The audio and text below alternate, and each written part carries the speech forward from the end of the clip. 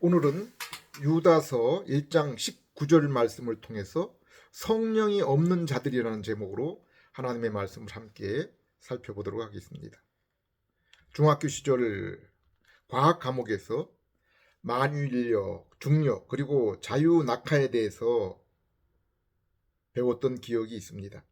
물체와 물체 사이에는 서로 당기는 힘이 있고 그것을 지구에 적용할 때 중력이라는 법칙이 작용이 되어서 물건을 위로 던져 올려도 결국은 아래로 곧 땅으로 떨어질 수밖에 없다는 원리입니다.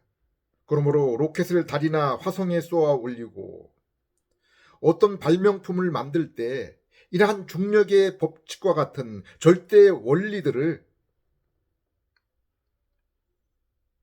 기본적 공식으로 삼는 것입니다. 뿐만 아니라 인간은 대기권 밖에서는 공기가 없어서 살 수 없고 히말라야와 같은 높은 산에서는 공기가 희박하여 오래 머무를 수가 없는 그러한 존재입니다. 또한 물속에서도 오래 머물 수 없는 그러한 존재인 것은 마찬가지입니다.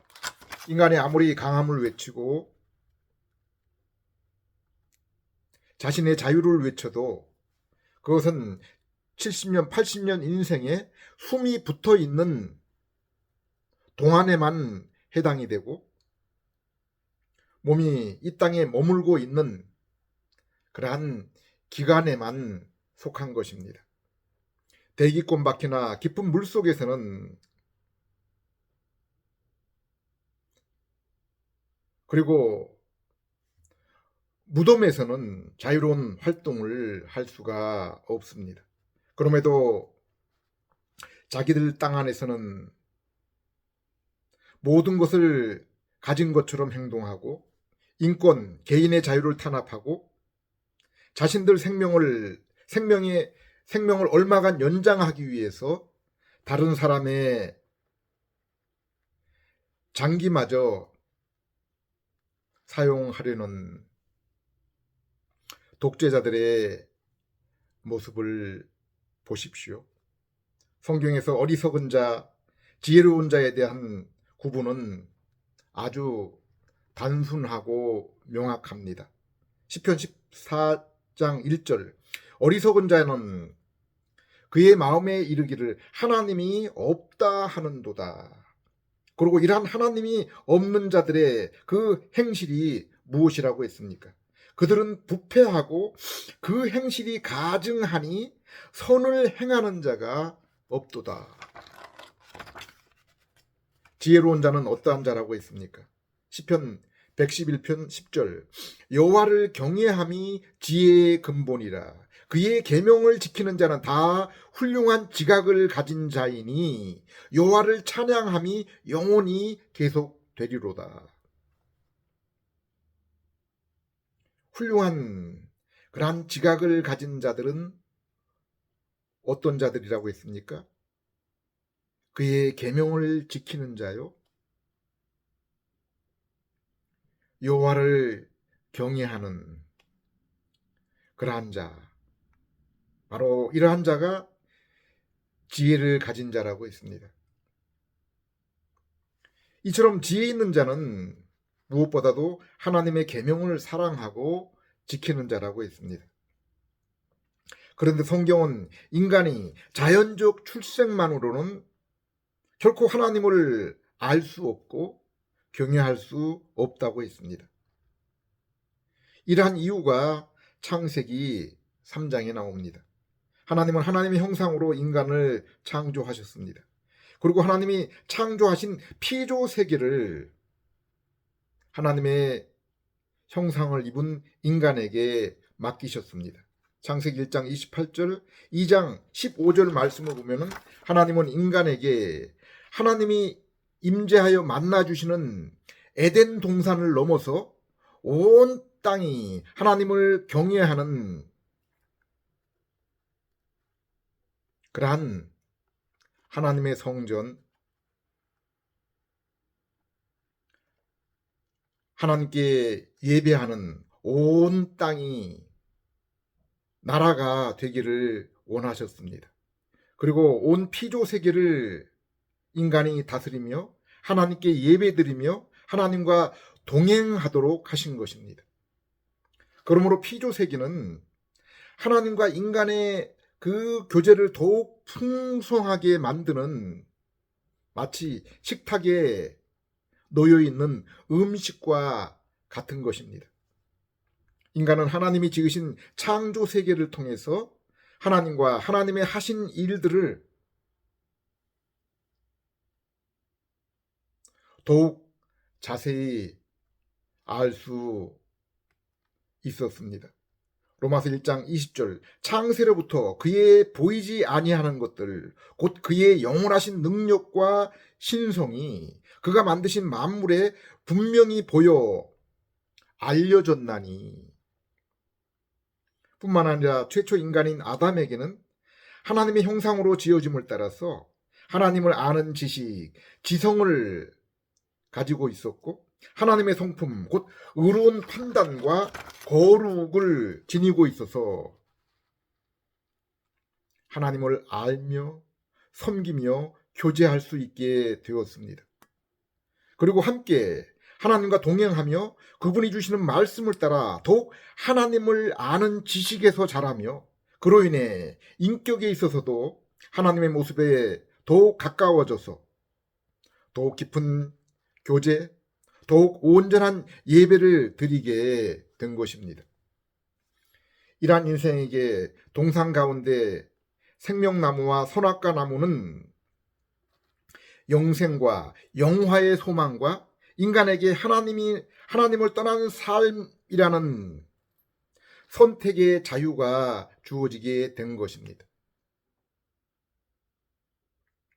하나님께 더 가까이 하는 그러한 자유, 또 하나님과 더욱 멀리 떨어지고 영원히 떨어지게 되는 그 선택의 자유가 주어진 것입니다. 물론 성경을 보면은 하나님은 아담이 선악과를 먹음으로 타락과 멸망에 이를 것을 알고 세상을 만드시기 전에 이미 성자 예수님의 구속과 성령님을 통한 중생을 계획해 놓으신 것을 알 수 있습니다.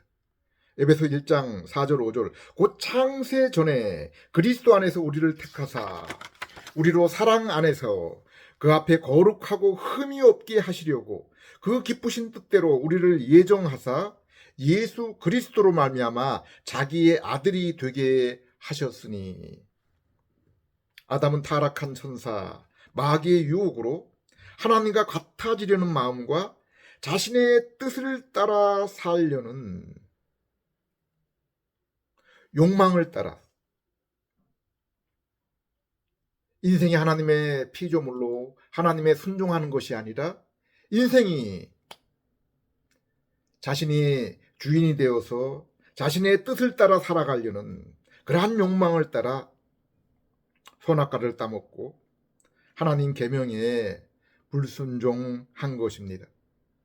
성경은 이로 인해 아담과 그 후손인 모든 인류에게서 하나님이 떠나고 하나님이 주신 하나님의 형상이 그로 인해 훼손이 되었고 죄의 형벌 그리고 죄로 인한 부패한 마음으로 인간이 세상을 살게 되었다라고 그 죄의 기원 그리고 인생의 사망과 영원한 형벌과 부패한 마음을 갖게 된 그 원인에 대해서 설명하고 있습니다. 로마 3장에 따르면 인간은 이러한 부패한 본성을 따라 이제는 하나님을 알 수 없고 또 하나님을 알고자 하는 마음 또한 없으며 다 치우쳐서 불의한 일을 행하며 선을 행하는 자는 하나도 없게 되었다고 했습니다.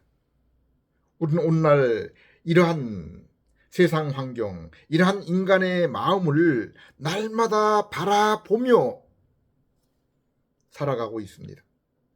그들은 에레미야서 9장 23절, 24절 말씀처럼 하나님 지식 대신에 세상 지식, 그리고 자신의 존재를 스스로 지키려고 바벨의 그 후손답게, 바벨탑을 쌓은 그 후손답게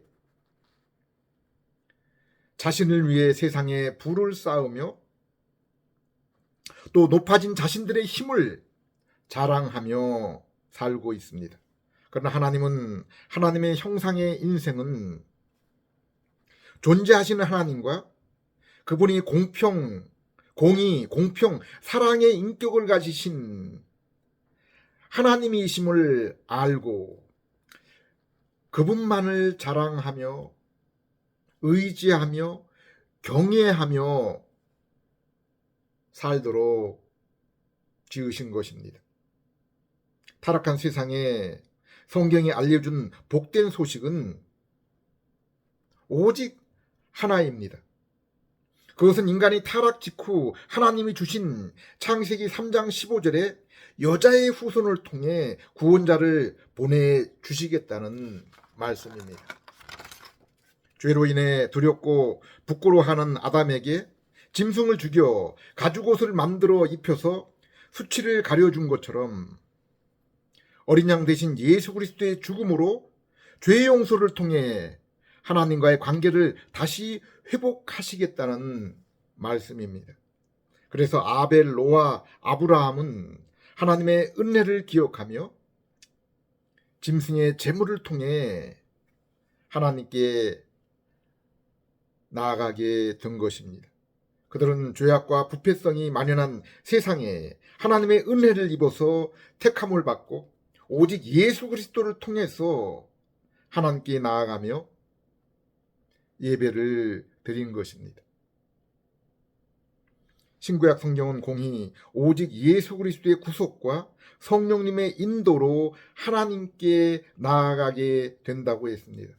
에베소 2장 18절, 이는 예수 그리스도로 말미암아 우리 둘이 한 성령 안에서 아버지께 나아감을 얻게 하려 하심이라. 요한복음 4장 24절에서도 참된 예배는 오직 신령과 진정으로 드리는 예배라고 했습니다. 여기 신령은 성령님의 중생을 통해 새롭게 변화된 인간의 마음입니다.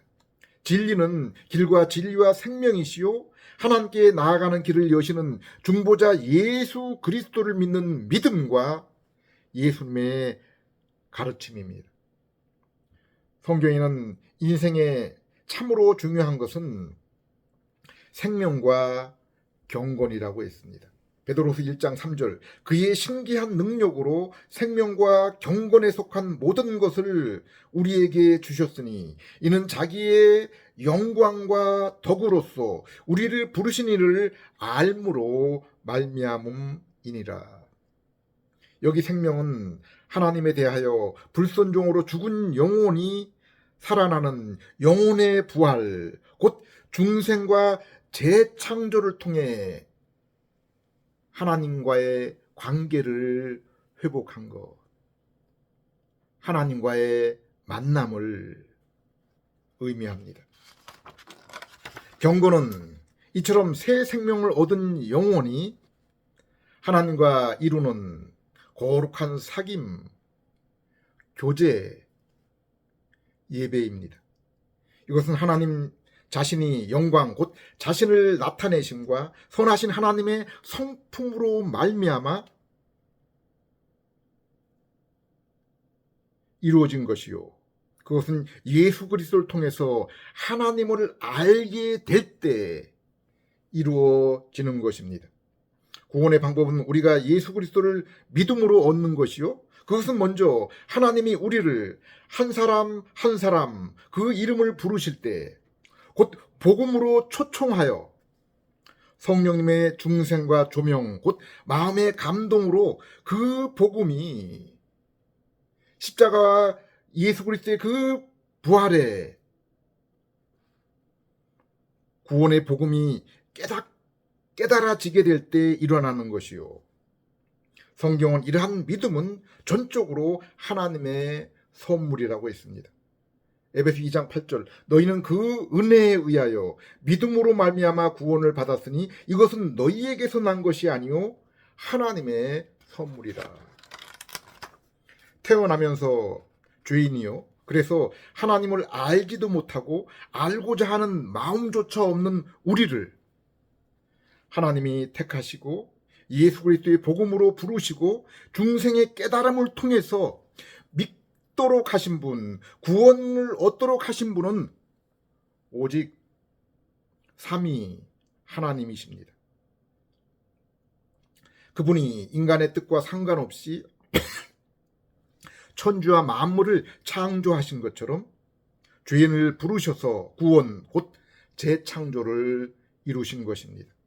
그러므로 성경은 인생에 있어서 진정으로 필요하고 중요한 것이 무엇인지를 말씀하고 있습니다. 갈라디아서 6장 15절 할례나 무할례가 아무것도 아니로되 오직 새로 지으심을 받는 것만이 중요하니라.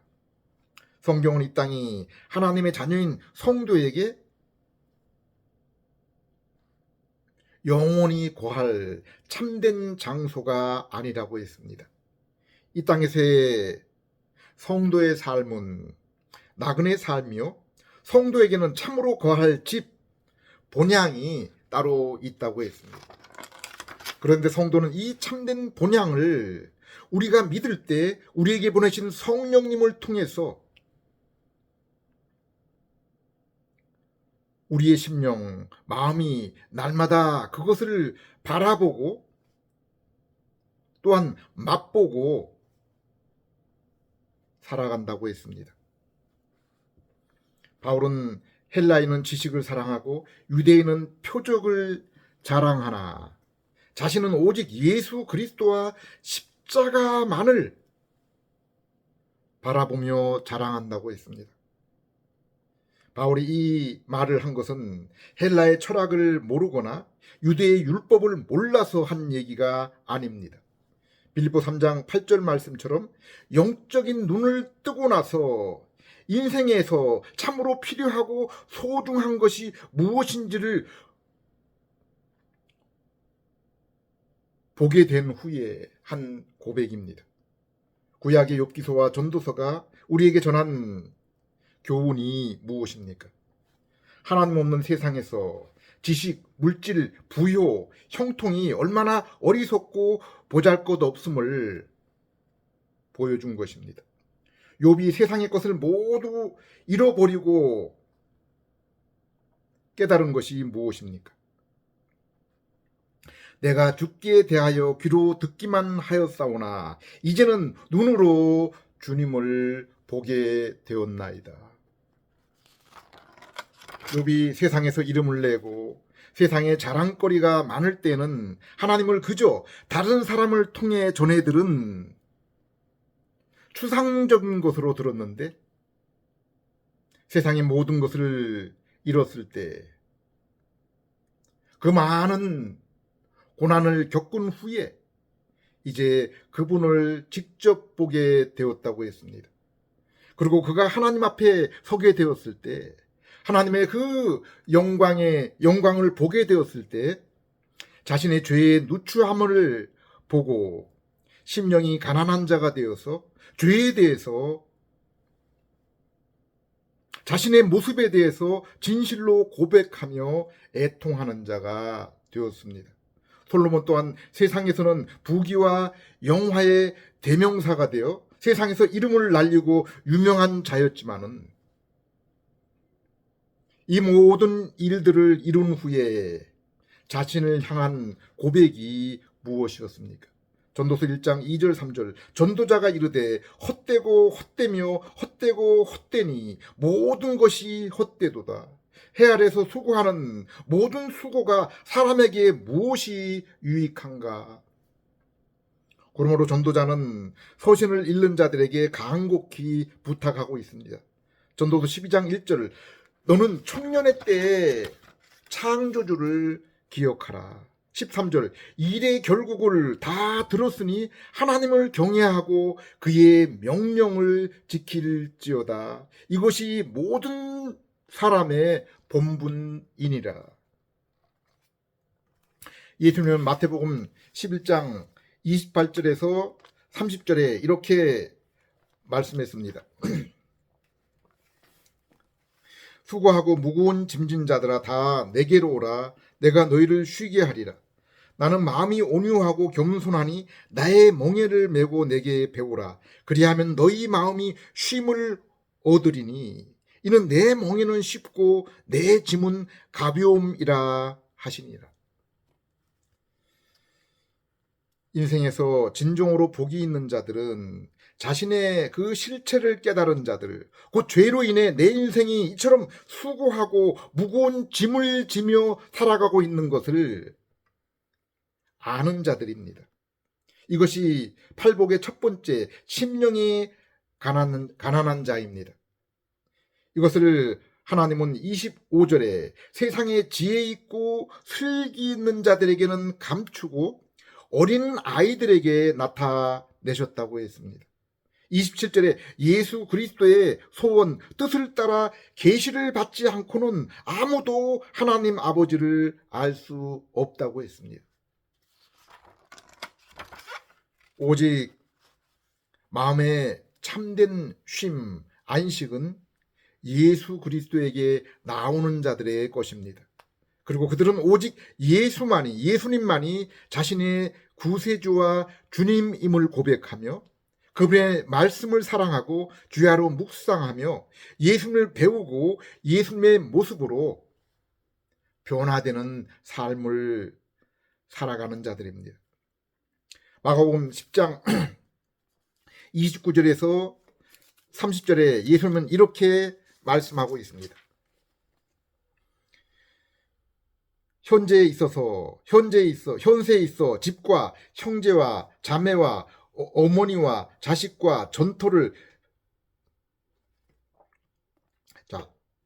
29절 30절 예수께서 이르시되 내가 진실로 너희에게 이르노니 나와 복음을 위하여 집이나 형제나 자매나 어머니나 아버지나 자식이나 전토를 벌이는 자는 현세에 있어 집과 형제와 자매와 어머니와 자식과 전토를 100배나 받되 핍박을 겸하여 받고 내세의 영생을 받지 못할 자가 없느니라.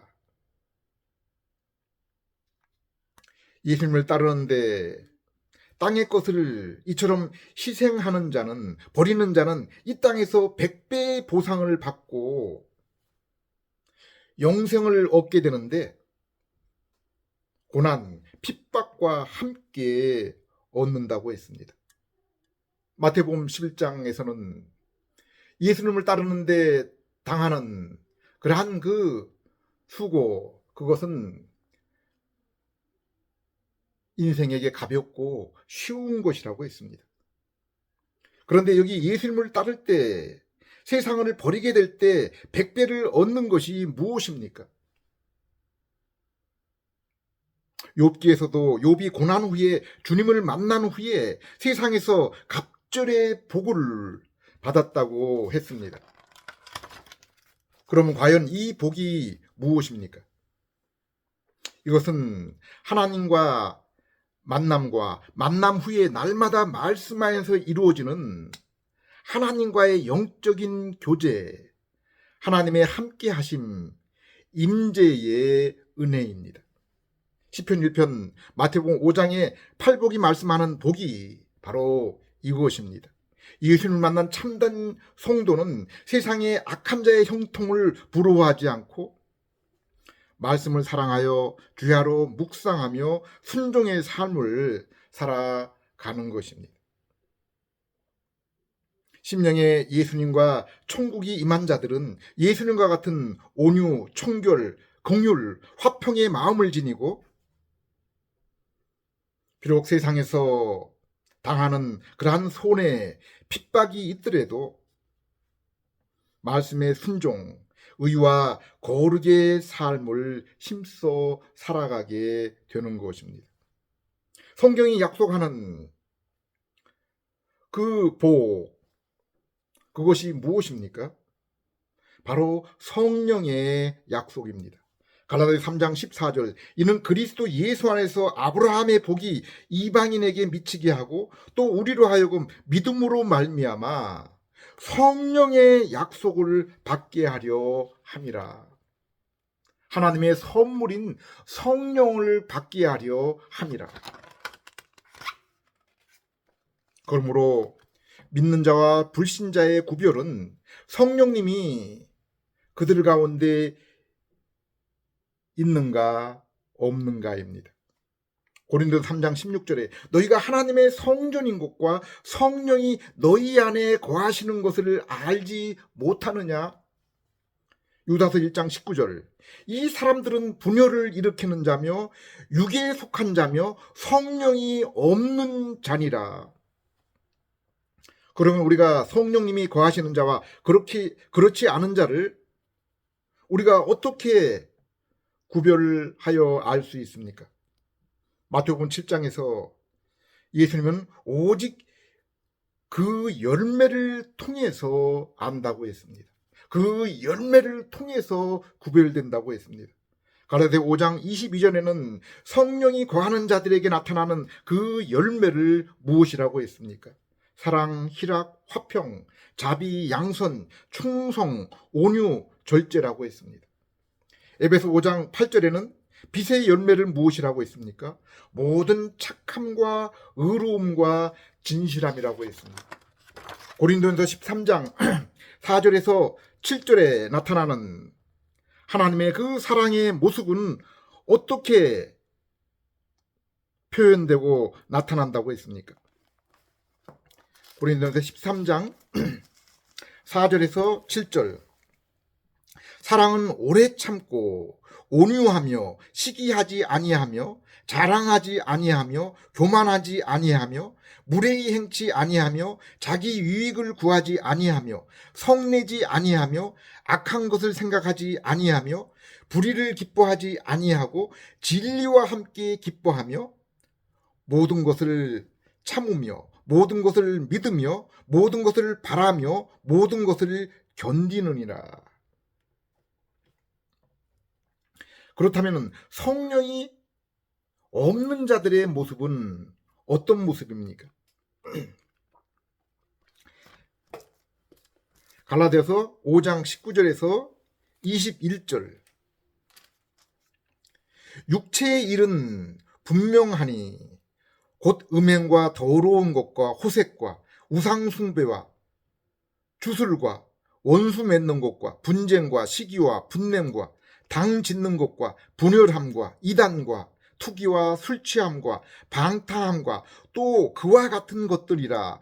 전에 너희에게 경계한 것 같이 경계하노니 이런 일을 하는 자들은 하나님 나라를 유업으로 받지 못할 것이요. 이러한 사람들은 하나님 나라에 들어가지 못한다고 했습니다. 영생을 얻지 못한 자들입니다.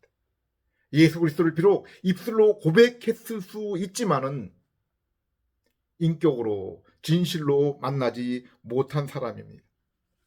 고린도서 2장 12절에 오직 하나님의 성령이 죄인에게 임해야 하나님이 우리에게 주신 구원의 선물 예수 그리스도를 알고 믿게 되며 성령님의 내주하심으로 그로 인해 성령의 열매를 맺는 삶을 살게 되는 것입니다. 우리가 세상의 영을 받지 아니하고 오직 하나님으로부터 온 영을 받았으니 이는 우리로 하여금 하나님께서 우리에게 은혜로 주신 것들을 알게 하려 하심이라. 하나님이 우리에게 은혜로 주신 것들을 믿게 하려 하심이라. 오늘날 우리는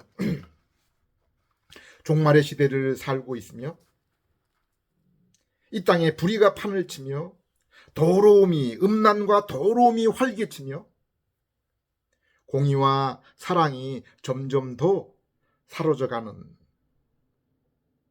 희미하게 보이는 그러한 시대를 살고 있습니다.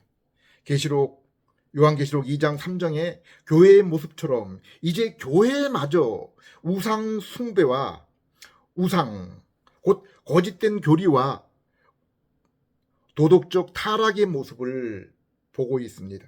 곧 오직 예수 그리스도의 십자가와 성령님의 중생의 믿음을 부인하는 자유주의 신학, 그리고 방언을 비롯한 관상운동, 신비주의, 기복신앙이 바로 그러한 것들입니다. 요한계시록 22장 11절, 불의를 행하는 자들은 그대로 불의를 행하고 더러운 자는 그대로 더럽고 의로운 자는 그대로 의를 행하고 거룩한 자는 그대로 거룩하게 하라. 14절 15절,